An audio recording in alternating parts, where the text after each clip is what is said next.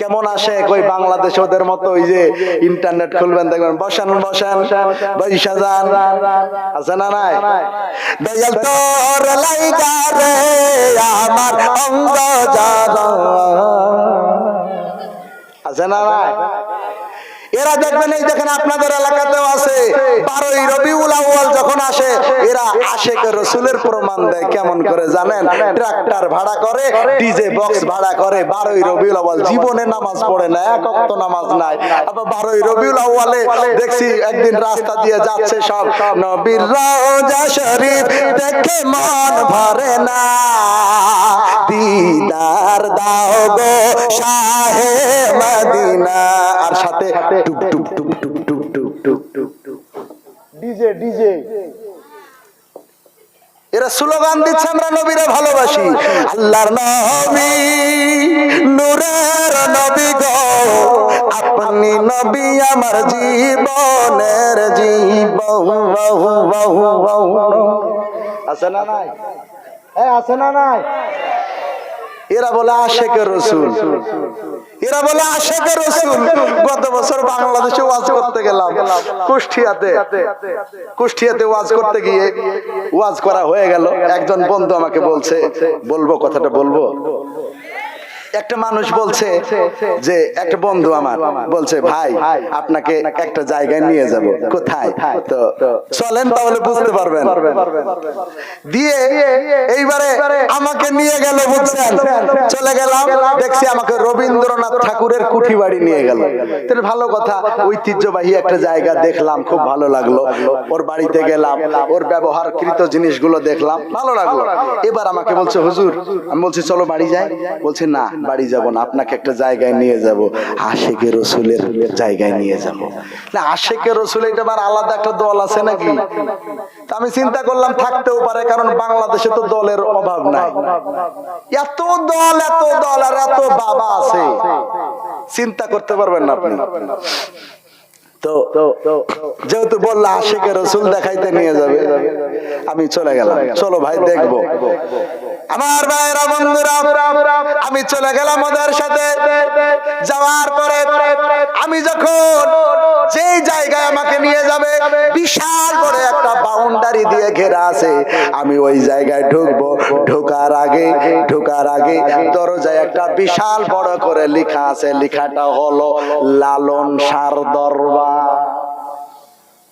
কার দরবার লালন ফকিরের মাজার কার মাজার লালন ফকিরের মাজার আমি চিন্তা করলাম এরা আশিক রাসূল তাইলে তো দেখার দরকার আছে এটা আমার ওয়াজে কাজে লাগবে মাঝে মাঝে আমার ভাইরা বন্ধুরা চলে গেলাম দরজা দিয়ে যখন ঢুকলাম ঢুকার সময় কি বলবো একটা মানুষ গোপগুলা ঠিক এত বড় বড় গোপগুলা এখানে চলে আসছে আর পান খাচ্ছে পান খেতে খেতে দুই দিক দিয়ে এমন ভাবে পড়ছে ওর সাথে যদি কথা বলেন আপনার মুখটা পানের পিকের দ্বারাই আপনার মুখটা ভিজে যাবে আমার ভাইরা বন্ধুরা আমি যখন মাজারে ঢুকছিলাম দেখার জন্য ওই মানুষটা দৌড় মেরে চলে আসলো আসার পরে বলছে ও হুজুর জুতা পরে ঢুকবেন না আমি চিন্তা করলাম হায় হায় 12 বছর মাদ্রাসায় পড়ার পরে গাঁজা করে আমাকে মাজারে ঢোকা শিখায়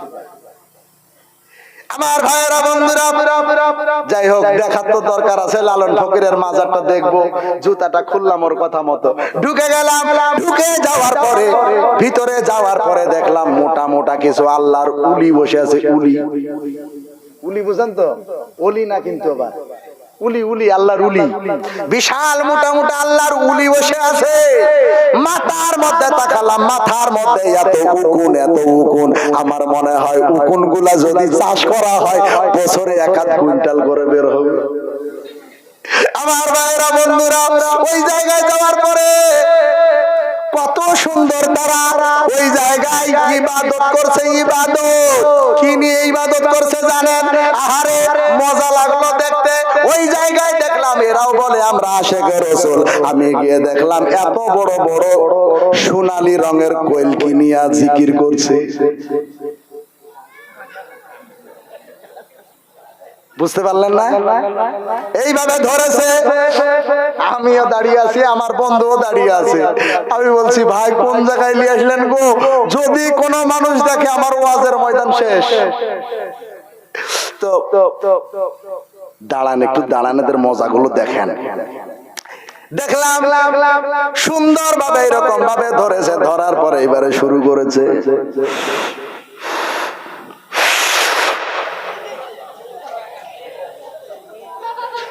চোখ মুখ উল্টে গেছে। উল্টে যাওয়ার পরে ও আবার কি করেছে জানেন? ও করেছে কলকিটাকে টান দেওয়ার পরে একবারে দম বন্ধ হয়ে গেছে, চোখ মুখ এরকম করছে। করার পরে কলকিটাকে পাশে আর এক মোটা উলি বসে আছে, ওকে দিয়ে দিয়েছে। দয়াল বাবা দিশনা সাজা। ও আবার শুরু করেছে, ফক ফক করে টান মারতে শুরু করেছে। ও টান মেরে ওর পাশের জনকে দিয়ে দিয়েছে। আমি চিন্তা করলাম, আমি ওকে জিজ্ঞাসা করছি ভাই এরা যে গাজায় টান দিল, এদের ধুমাকো কথা মনে হয় বুঝেননি? এরা যে গাজায় টান দিল ধুমা কই? বলছে হুজুর অপেক্ষা করেন দেখতে পাবেন। ও মা, কিছুক্ষণ পরে দেখি নাক দিয়ে, মুখ দিয়ে, চোখ দিয়ে, কান দিয়ে, আর ফুটাগুলো তো দেখা যায় না। আস্তাগফিরুল্লাহ, আস্তাগফিরুল্লাহ, সব ফুটা দিয়ে ধুমা বেরোচ্ছে। এরা বলে আশিকের রাসূল। এরা কোন দল জানেন? ওই যে স্লোগান দেয়, আরে জান্নাত যদি পাইতে চাও বাবার গায়ে দাও। মালদা জেলায় মনে হয় আছে, আপনাদের এলাকায় নাই, মুর্শিদাবাদে আছে। বীরভূমে চলে যাবেন, ইক্ষুসাড়া, ওখানে আছে। ওরে বাবারে, যাই হোক এগুলা বলার আমার উদ্দেশ্য না। আমি আশিকের রাসূলটা বুঝাইতে গিয়া এইটা আপনাদের বলে ফেললাম। এত দাম আল্লাহ তাআলা দিয়েছেন, আপনাদেরকে কেমন করে বুঝাবো আমার ভাইরা? আপনাদেরকে আমার নবীর দাম বুঝাইতে গিয়া যদি আমার কলিজাটা খুলে দিয়া লাগতো, খোদার কসম আমি আমার কলিজাটা খুলে দিতাম আপনাদেরকে নবীজির দাম বোঝানোর জন্য। আমার বিশ্ব নবীর দাদা আব্দুল মুত্তালিব রাস্তা দিয়ে চলছেন। আমার বিশ্ব নবীর দাদা জান আব্দুল মুত্তালিবকে দেখে মক্কার মানুষেরা হাসাহাসি করতেছে। আব্দুল মুত্তালিব চিন্তা করে, আরে আমি তো কাবা ঘরের প্রেসিডেন্ট, আমি কাবা ঘরের মুতাওয়াল্লি, এরপরে কেন মক্কার মানুষেরা আমারে দেখে বারবার হাসতে থাকে? মক্কার মানুষেরা কেন আমারে দেখে ঠাট্টা করে? আমারে দেখে কেন বারবার হাসতে থাকে? এই কথা বিবির কাছে গিয়ে বলল, বিবি রে, কেন মক্কার মানুষেরা আমাকে দেখে হাসে? বিবি বলল, ও স্বামী গো, আপনি মক্কা নগরীর মানুষদের কাছে গিয়া জিজ্ঞাসা করেন কিসের জন্য তারা হাসাহাসি করে। আবার আব্দুল মুত্তালিব মক্কার মানুষের কাছে গেল আর বলল, মক্কার ভাইরা আমাকে দেখে কেন তোমরা বারবার বারবার হাসতে থাকো? বলো বলো বলো। মক্কার মানুষেরা বলল, ও আব্দুল মুত্তালিব, তাহলে শুনে নাও, আমরা তোমাকে কিসের জন্য দেখি আর হাসি। শুনে নাও, শুনে নাও, আমরা জানি তোমার বৌমা আমিনার স্বামী আব্দুল্লাহ মারা গেছে। আমাদের ধর্মের বিধান হলো যদি কোনো মহিলার স্বামী মারা যায়, ওই মহিলা আতর ব্যবহার করতে পারবে না। কিন্তু আব্দুল মুত্তালিব, আপনি কাবা ঘরের প্রেসিডেন্ট, কাবা ঘরের মুতাওয়াল্লি হওয়ার পরেও আপনার বাড়ির বৌমা আতর ব্যবহার করে। আপনার বৌমার স্বামী মারা গেছে, আপনার ছেলে মারা গেছে, তারপরেও কেন আতর ব্যবহার করে? আতর ব্যবহার করে এই যে আমরা বারবার আপনাকে দেখি আর হাসি যে কাবা ঘরের সেক্রেটারির বাড়িতে আমাদের ধর্মের বিধান মানে না। এইটা আবার কেমন আমাদের ধর্মের গৌরব? ও ভাইরা, এই কথা শোনার পরে আব্দুল মুত্তালিব বলল, ঘটনা কি সত্যি? সত্যি আমার বৌমা আতর মাখে। সাথে সাথে বাড়ি চলে গেছে। বাড়িতে যাওয়ার পরে আমিনাকে ডাক দিচ্ছে, আমিনা, আমিনা গো, ও আমিনা, বাইরে আসো, তোমার সাথে আমার কথা আছে। তুমি আতর ব্যবহার করো? বলে, আব্বা জান, এ কথা আপনাকে কে বললো? বলছে মক্কা নগরীর মানুষেরা আমাকে বলছে তুমি নাকি আতর ব্যবহার করো। তোমার স্বামী মারা গেছে, তুমি জানো না আতর ব্যবহার করা নিষেধ? তুমি আতর ব্যবহার করছো না কেন বলো? আম্মা জান আমিনা মুখ থেকে থুতু বের করে ফেলেছে। এ ভাইরা, এখন থেকে আপনার নবীর দাম আমি শোনাবো। সুবহানাল্লাহর আওয়াজ দিতে হবে। পারবেন না? পারবেন না সুবহানাল্লাহর আওয়াজ দিতে? নবীজির দাম শুনে যার মুখ থেকে সুবহানাল্লাহর আওয়াজ বের হবে না, আমি বলবো এটা টাটকা মুনাফিক। সুবহানাল্লাহর আওয়াজে এখন সারা বাখরপুর গ্রাম কাঁপবে। আমার ভাইয়েরা, বন্ধুরা, আমার নবীর দাম শুনে নেন। আম্মা জান আমিনা মুখ থেকে থুতু বের করে ফেলেছে ওখানে পাশে। আব্দুল মুত্তালিব বলছে, আমি আম্মা জান আমিনাকে জিজ্ঞাসা করলাম যে আতর কেন ব্যবহার করো? আম্মা জান আমিনা বলল, আব্বা জান আমি আতর ব্যবহার করি না। আতর ব্যবহার করি না বলে যেই মুখ থেকে থুতু বের করে ফেলেছে, আমি আব্দুল মুত্তালিব বলছি আম্মা জান আমিনার থুতু থেকে এত ঘ্রাণ বের হচ্ছিল, এত ঘ্রাণ বের হচ্ছিল, আমার মনে হচ্ছিল আমার আল্লাহ তাআলা আম্মা জান আমিনার থুতুটাকে জান্নাতের মিশকে আম্বার দিয়ে প্যাকেট করে দিয়েছে। নবীর দাম এখন একটা একটা করে আপনাদেরকে বলবো। আম্মা জান আমিনা বলতেছেন, আব্বা জান মক্কার মানুষেরা আপনাকে বলেছে আমি আতর ব্যবহার করি, এটা ভুল বলেছে, একলাই বলেছে, আমি জীবনে আতর ব্যবহার করি না। আব্বা জান, ও আব্বা জান, আমি আতর ব্যবহার করি না, এটা আপনাকে ভুল বলেছে। আমি আপনাকে বলতাম না, বলে দিচ্ছি। এই দেখেন পেটেরটার কারণে, এই যে পেটে আমার আসতেছে, যেই সন্তানটা আল্লাহ পেটে দিয়েছে, এই পেটেরটার কারণে আল্লাহ আমার এত সম্মান বাড়িয়ে দিয়েছে। আমি যেই গোসলখানায় গোসল করতে যাই, ওই গোসলখানায় গোসল করে আসার পরে আবার যতক্ষণ ওই গোসলখানায় না যাই, ওই গোসলখানাটা ততক্ষণ পর্যন্ত এত সেন্ড করে, এত সেন্ড করে। এই শুধু পেটেরটার কারণে আমার মন বলে আমার আল্লাহ তাআলা গোসলখানাটাকেও জান্নাতের মিশকাম্বার দিয়ে প্যাকেট করে দিয়েছে। আমার মুসলমান ভাইয়েরা, বন্ধুরা, আম্মা জান আমিনা বলতেছেন, ওগো আব্বা জান এইগুলো আপনাকে বলতাম না, তবে আজকে আপনাকে আমি বলে দিই, এই পেটেরটার কারণে আমার আল্লাহ তাআলা আমাকে এত সম্মান দিয়েছে। ভালো করে শুনে নেন, আমি যখন রাস্তা দিয়ে যাই, রাস্তা দিয়ে যেতে যেতে আমাকে কে জানে সালাম দেয়।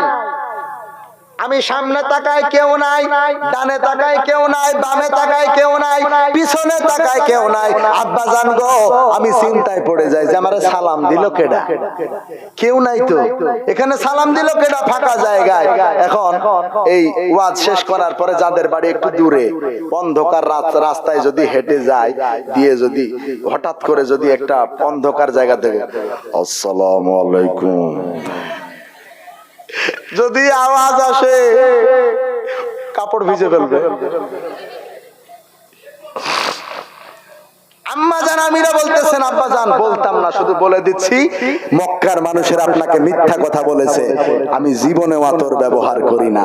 শুনে নেন, এই পেটেরটার কারণে আমি যখন রাস্তা দিয়ে যাই, আমি জানি না পেটে কে আসতেছে, তবে আব্বা জান এই পেটেরটার কারণে আমি যখন রাস্তা দিয়ে যাই, আমারে সালাম দেয়, আমি সালাম দেখে আমি চারিদিকে তাকাই, কেউ নাই।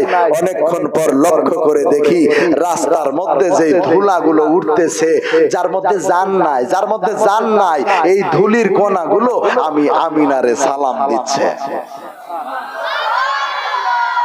সুবহানাল্লাহ পড়বেন না? ধুলির কণা পর্যন্ত আমিনাকে সালাম দেয়। আরে ধুলির কণাও নবীজিরে চিনলো, আমরা হতভাগা উম্মত, আমরা নবী চিনলাম না। আমার মুসলমান ভাইয়েরা, বন্ধুগণ, আমরা যদি নবী চিনতাম, তাহলে আমরা প্রকৃত রাসূলের আশিক হইতাম। আমরা নবী চিনি না, রাসূল চিনি না, এইজন্য আমরা নবীর আশিক হইতে পারি না। আমার ভাইয়েরা, বন্ধুরা, আপনারা যদি আল্লাহর জান্নাত যাইতে চান, এখানে সবাই আমরা মুসলমান, সবার আমাদের আশা আমরা আল্লাহর জান্নাতে যাব। এখানে কারো আশা আছে যে আমরা জাহান্নামে যাব? কারো আশা নাই। কিন্তু মুসা নবীর জামানায় একটা মানুষ ছিল, বুঝলেন? মুসা নবীকে একদিন ডেকে বলছে, হুজুর আপনি তো আল্লাহর সাথে কথা বলেন, তো আপনি আল্লাহকে জিজ্ঞাসা করবেন তো কালকে যে আল্লাহ আমাকে জান্নাতে দিবেন না জাহান্নামে দিবেন। কথা কি বুঝতেছেন? মুসা নবী বলছে ঠিক আছে, আমি জিজ্ঞাসা করব। তুর পাহাড়ে গিয়ে কথা বলেছে, তারপরে দিন মুসা নবী হেঁটে হেঁটে চলে যায় রাস্তা দিয়ে। ওই মানুষটা আবার দেখেছে, হুজুর হুজুর দাঁড়ান দাঁড়ান দাঁড়ান, ওই যে গতকালকে আপনাকে বলছিলাম যে আপনাকে আল্লাহকে জিজ্ঞাসা করতে বলছিলাম, আল্লাহ আমাকে মরার পরে জান্নাতে দিবে না জাহান্নামে দিবে, আপনি কি জিজ্ঞাসা করছেন? বলে হ্যাঁ জিজ্ঞাসা করেছি। তাহলে বলেন আমাকে জান্নাতে দিবে না জাহান্নামে দিবে? ট্রেনটা চলে যাক তারপরে বলবো।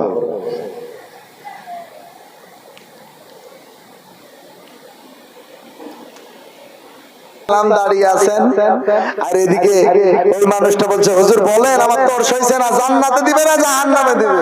মুসা আলাইহিস সালাম টেনশনে পড়ে আছে, বলতে চায় না। হুজুর বলেন গো, বলেন। বলবো, আল্লাহ বলেছে তোমাকে জাহান্নামে দিবে। এই মানুষটা যেই শুনেছে যে জাহান্নামে দিবে, সাথে সাথে পড়ছে আলহামদুলিল্লাহ। বুঝলেন না? আলহামদুলিল্লাহ।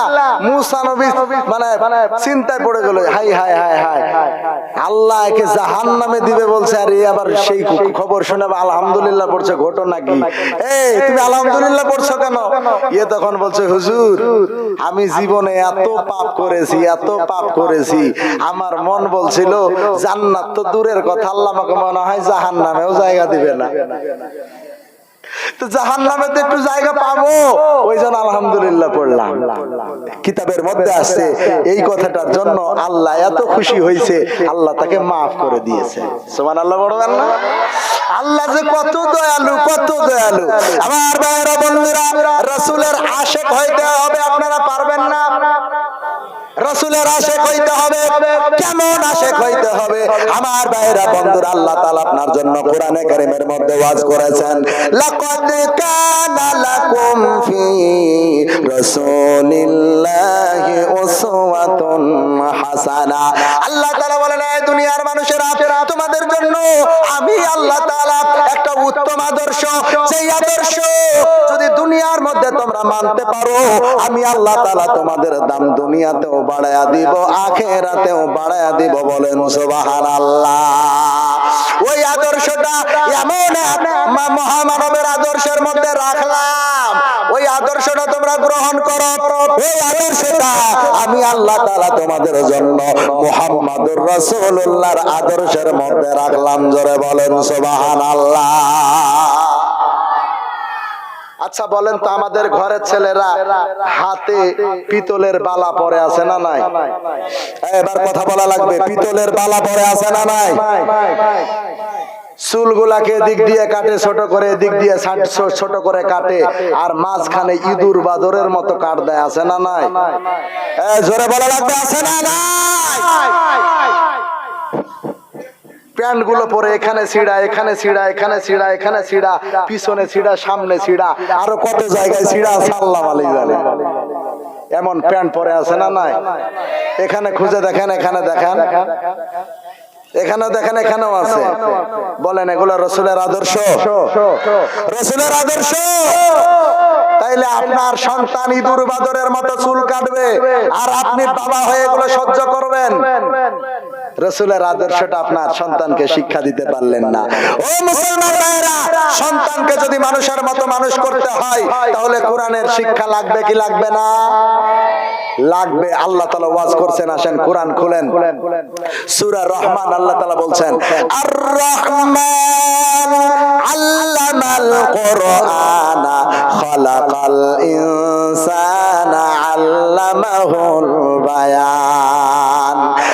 আল্লাহ তাআলা বলছেন, আল্লাহ তাআলা কোরআনে কারীমের মধ্যে নিজেই নিজের পরিচয় দিচ্ছেন আর বলছেন, রহমান হলেন তিনি যিনি কোরআন শিখালেন, মানুষ বানালেন। আচ্ছা বলেন তো, সৃষ্টি আগে না শিক্ষা আগে? শিক্ষা আগে। তাহলে আগে মানুষ শিক্ষা নেয়, তারপরে জন্ম নেয়। ও বাবাজিরা, আপনারা কি শুনছেন? বলেন তো, শিক্ষা আগে না সৃষ্টি আগে? সৃষ্টি আগে। কিন্তু আল্লাহ বলছেন না, আগে সৃষ্টি না, আমি আল্লাহ বললাম আগে শিক্ষা তারপরে সৃষ্টি। প্যাচ লাগলো না? আমার মুসলমান ভাইরা, এবারে কোরআনের আয়াতের ব্যাখ্যা আপনাকে বুঝতে হবে। আপনি তাফসীর খুলেন, তাফসীরে মাযহারি, তাফসীরে কুরতুবী, তাফসীরে জালালাইন, তাফসীরে মারিফুল কোরআন, তাফসীরে নুরুল কোরআন, তাফসীরে আনওয়ারুল কোরআন, যতগুলো তাফসীর খুলবেন, তাফসীর খুলে দেখেন আমার ভাইরা, মুসলমান ভাইরা, তাফসীরের মধ্যে কত সুন্দরভাবে আপনি পেয়ে যাবেন আমার বন্ধুরা। আল্লাহ তাআলা বলেন রহমান হলেন তিনি যিনি কোরআন শিখালেন, মানুষ বানালেন। কোরআন শিখালেন, মানুষ বানালেন। আল্লাহ কি এমন বলতে পারতেন না যে খলাকাল ইনসান আল্লামাল কোরআন? আল্লাহ এটা বললেন না, আল্লাহ বললেন আল্লামাল কোরআন খলাকাল ইনসান। কোরআন শিক্ষা দিলেন, মানুষ বানালেন, মানুষ বানালেন, কোরআন শিক্ষা দিলেন, এমনটা বলেন না। কত সৌন্দর্য দেখেন কোরআনের মধ্যে আমার ভাইরা, বন্ধুরা। এই কোরআনের মধ্যে আল্লাহ তাআলা বললেন, দেখবেন আমাদের আমরা যখন ছোট ছিলাম, আপনারা যখন ছোট ছিলেন, তখন আপনাদের বাপ দাদারা বলতো না যে বাপ বড় হয়ে মানুষের মতো মানুষ হও, বলতো না? কথা বলে না, বলতো না? বলতো। আমার আব্বা আমাকে বলতো ছোটবেলায় যে বাপ বড় হয়ে মানুষের মতো মানুষ হও। আমার ভাইয়েরা, বন্ধুরা, আল্লাহ তাআলা এই কথাটাই কোরআনে বলেছেন। মানুষের ঘরে জন্ম নিলে মানুষ হওয়া যায় না, বংশগত মানুষ হতে পারে, হাজার হাজার রকমের মানুষ হতে পারে। কোন মানুষের আল্লাহর আদালতে দাম নাই, একটা মানুষের আল্লাহর আদালতে দাম আছে, যেই মানুষটার মধ্যে কোরআনের ছোঁয়া পাওয়া শিক্ষা আছে। জোরে বলেন সুবহানাল্লাহ। কারণ আপনার বাখরপুর গ্রামে সরকারি চাকরি করে এমন মানুষ আছে না? না, অনেক আছে। আমি কাউকে টার্গেট করে বলছি না, শুধু বোঝানোর জন্য বলছি। আপনার এলাকায় এমন না থাকলেও আমাদের এলাকায় দেখা যায় চাকরি পেয়েছে, মাসে 1.5 লক্ষ টাকা বেতন। বলেন কয় লক্ষ? 1.5 লক্ষ টাকা বেতন সরকার বেতন দেয়। 1.5 লক্ষ টাকা। গ্রামের একটা মানুষ, তার সিগনেচার দরকার, তার একটা দস্তখত দরকার, সই দরকার।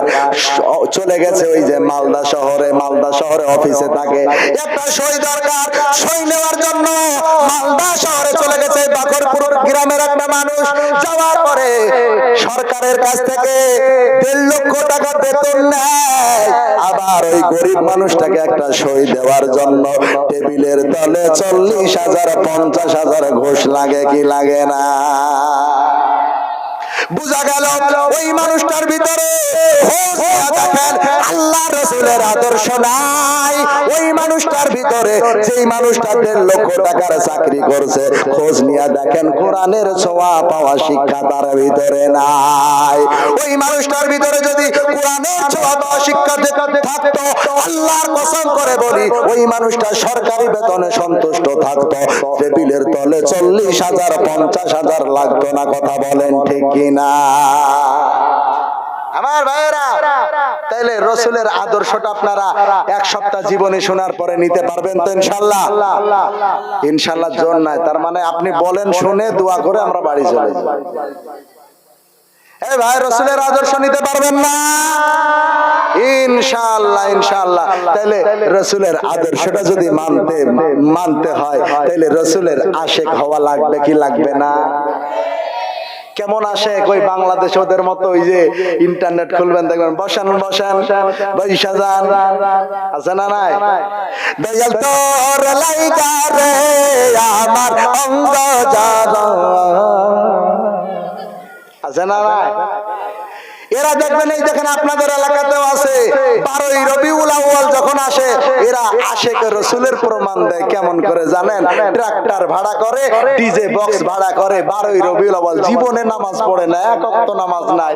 আবার 12ই রবিউল আউয়ালে দেখছি একদিন রাস্তা দিয়ে যাচ্ছে সব, নবীর রওজা শরীফ দেখে মন ভরে না, দিদার দাও গো শাহে মদিনা।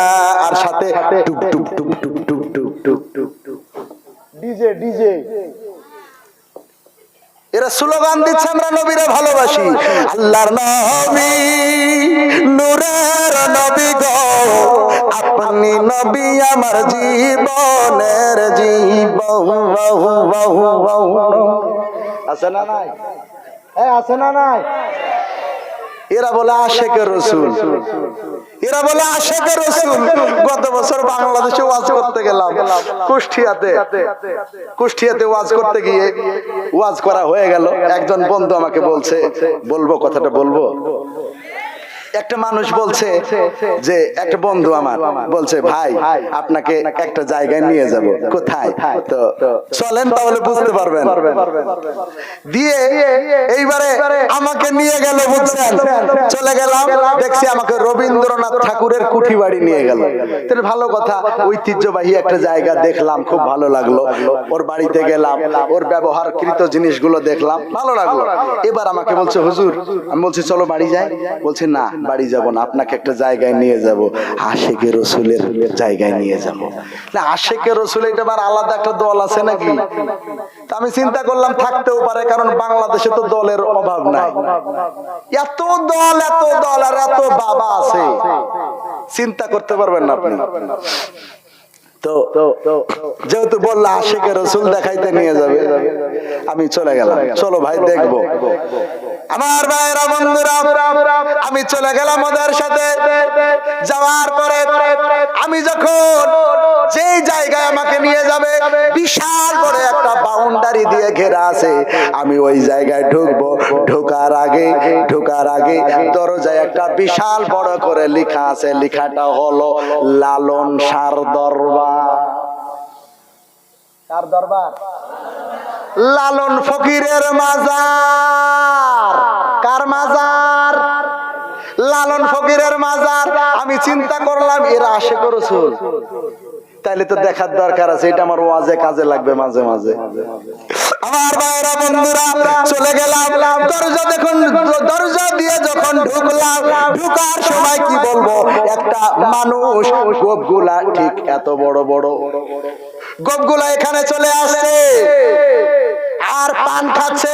পান খেতে খেতে দুই দিক দিয়ে এমন ভাবে পড়ছে, ওর সাথে যদি কথা বলেন আপনার মুখটা পানের পিকের দ্বারাই আপনার মুখটা ভিজে যাবে। আমার ভাইয়েরা বন্ধুরা, আমি যখন মাজারে ঢুকছিলাম দেখার জন্য, ওই মানুষটা দৌড় মেরে চলে আসলো। আসার পরে বলছে, ও হুজুর, জুতা পরে ঢুকবেন না। আমি চিন্তা করলাম, হায় হায়, 12 বছর মাদ্রাসায় পড়ার পরে গাঁজা করে আমাকে মাজারে ঢুকা শিখায়। আমার ভাইয়েরা বন্ধুরা, যাই হোক, দেখার তো দরকার আছে। লালন ফকিরের মাজারটা দেখবো।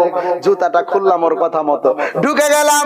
ঢুকে যাওয়ার পরে, ভিতরে যাওয়ার পরে দেখলাম মোটা মোটা কিছু আল্লাহর উলি বসে আছে। উলি বুঝেন তো? ওলি না কিন্তু, আবার উলি, আল্লাহর উলি। বিশাল মোটা মোটা আল্লাহর উলি বসে আছে। মাথার মধ্যে তাকালাম, মাথার মধ্যে এত উকুন। আমার মনে হয় উকুন গুলা যদি চাষ করা হয়, বছরে 1-1 কুইন্টাল করে বের হবে। আমার ভাইরা বন্ধুরা, ওই জায়গায় যাওয়ার পরে কত সুন্দর তারা ওই জায়গায় ইবাদত করছে। ইবাদত কি নিয়ে ইবাদত করছে জানেন? আহারে মজা লাগলো দেখতে। ওই জায়গায় দেখলাম এরাও বলে আমরা আশেকে রসুল। আমি গিয়ে দেখলাম এত বড় বড় সোনালী রঙের কলকি নিয়ে জিকির করছে। বুঝতে পারলেন না? এইভাবে ধরেছে। আমিও দাঁড়িয়ে আছি, আমার বন্ধুও দাঁড়িয়ে আছে। আমি বলছি, ভাই কোন জায়গায় নিয়ে আসলেন গো? যদি কোনো মানুষ দেখে আমার ওয়াজের ময়দান শেষ। তো দাঁড়ান, একটু দাঁড়ান, এদের মজাগুলো দেখেন। দেখলাম সুন্দর ভাবে এরকম ভাবে ধরেছে। ধরার পরে এবারে শুরু করেছে,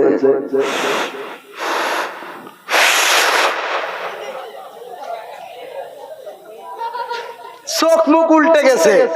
উল্টে যাওয়ার পরে ও আবার কি করেছে জানেন? ও করেছে কলকিটাকে টান দেওয়ার পরে একবারে দম বন্ধ হয়ে গেছে, চোখ মুখ এরকম করছে। করার পরে কলকিটাকে পাশে আর এক মোটা উলি বসে আছে, ওকে দিয়ে দিয়েছে। দয়াল বাবা দিশনা সাজা।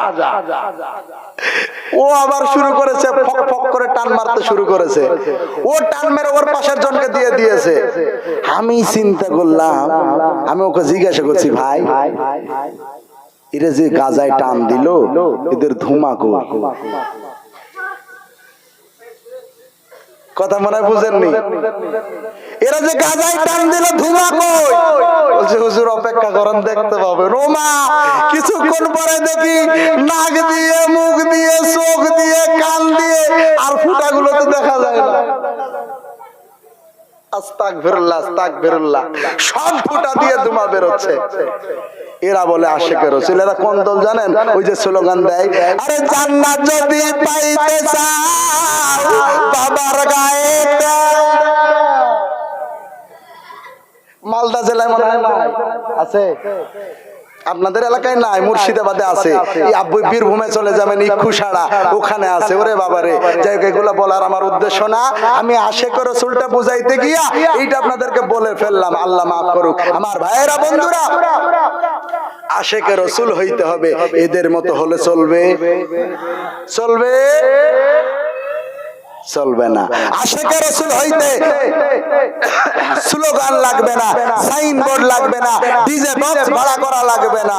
এখানে বোঝা যাবে আমি আশিকে রাসূল, এখানে বোঝা যাবে আমি আশিকে রাসূল, এখানে বোঝা যাবে আশিকে রাসূল। আমার মুসলমান ভাইরা, যেটা বলছিলাম, আমার বিশ্বনবী মুহাম্মদুর রাসূলুল্লাহর দাম আমার আল্লাহ তাআলা এত পরিমাণে দিয়েছেন, এত পরিমাণে দিয়েছেন। এই দাম আল্লাহ তাআলা দুনিয়ার কোন নবী রাসূলকে এত দাম দেন না।